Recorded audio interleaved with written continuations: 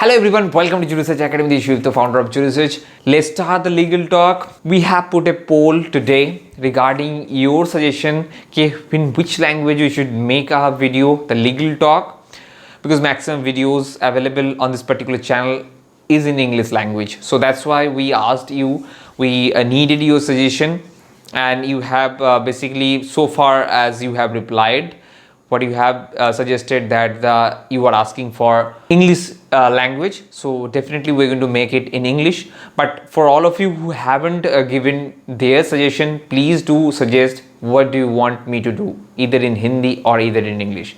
But I'm going to continue in English today. So let's see how it goes, and then please do suggest in that poll. Now let's start the legal talk, but before that, if you haven't subscribed to our channel, kindly do subscribe to it and press the bell icon, because we come up with legal talk, legal news, events and judgments every day in this particular channel. So please subscribe to it. In the first legal talk, we are going to talk about Delhi High Court basically stays the FIR and all proceedings related to the FIR against medical superintendent of Gangaram Hospital. The FIR was registered because of the reason that Gangaram Hospital, while transmitting or sharing the data regarding the COVID-19 test, they were not using the platform that were required to do. That is a platform, that platform name is RT-PCR app, that Delhi government ordered every medical hospitals to follow that particular app, but they didn't follow that app, and that's why the FIR has been registered against them. Now basically in the defense, they have said, and they have come up to the court and said that due to some operational restraint, they didn't use that particular app, and side by side to maintain the balance, there is no mala fide intention on their part. They were sending the data to the ICMR and the Delhi government through the mail each and every day. In the next legal talk, we are going to talk about the Bar Council of Gujarat. For the first time, they have passed the resolution regarding to allow the advocates to have any salaried employment till 31st December. Now, why they have come up with this resolution is simply because the condition of the advocates due to the COVID-19 is very, very pathetic. And as the courtroom work has really less and minimal nowadays, the client is not approaching the advocate. That's why this particular step that has been taken by the Bar Council of Gujarat. Now, they also sought the approval from Bar Council of India during this particular resolution.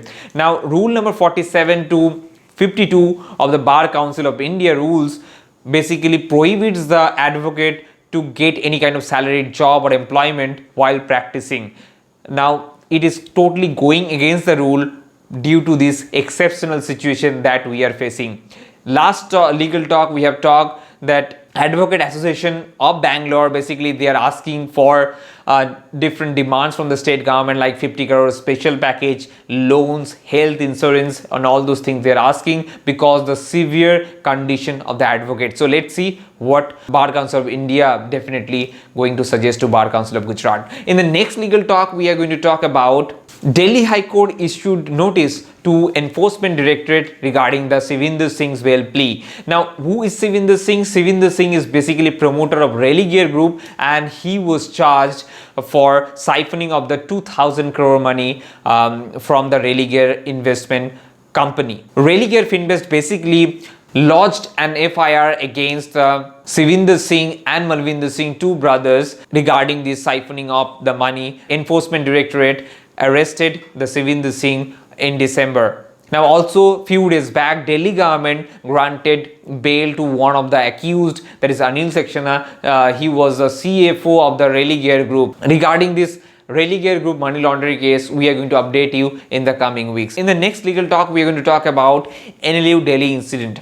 In the last day, I have talked about that the police have detained one student and the Safai Karmacharis, and then subsequently they have released also. But regarding that alumni group of the NLU student, 172 alumni student of the NLU D, basically they signed and released a statement that they totally condemn the incident that has happened, that what they have done to the student and Safai Karmacharis. Now basically incident has happened due to the consequence that Delhi Labour Minister instructed the NLU D to get those Safai Karmacharis back in the work whom they have terminated from their contract in the last December. But NLU Delhi hasn't acted on that particular directive, and that's why Safai Karmacharis along with one student, they're protesting against this.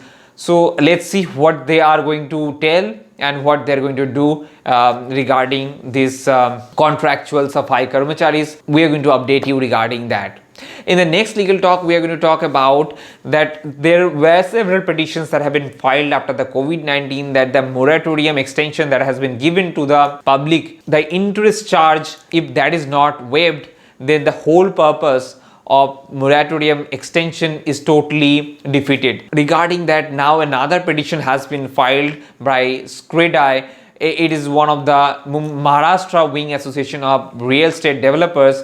They approached the court and they asked for some kind of relief package for the waiving of interest, because they are not going to pay off the interest after last date of the moratorium. So that's why they are coming up with. Now, a few days back, the RBI gave the reply in an affidavit that they cannot waive off the interest because of the simple fact they have to look after the banks as well.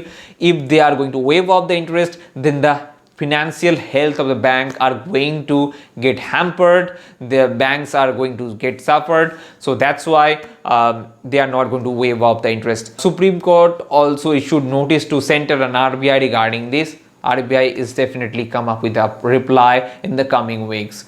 In the next legal talk, we are going to talk about Delhi court basically rejected the bail plea of 23 weeks pregnant Safura Jagrar in relation to the Northeast Delhi right issue. Delhi court also ordered Delhi police to come up with a reply, and Delhi police in their reply they have said the mere pregnancy cannot be a sole factor for the bail, and also strong evidence or strong case is being shown here is that there is a direct link between the incident that has took place and the actions she has made in that particular rights case. So that's why the bail should be rejected. Now, any kind of medical facilities that she might need during this time period, that will definitely be provided to her in the custody.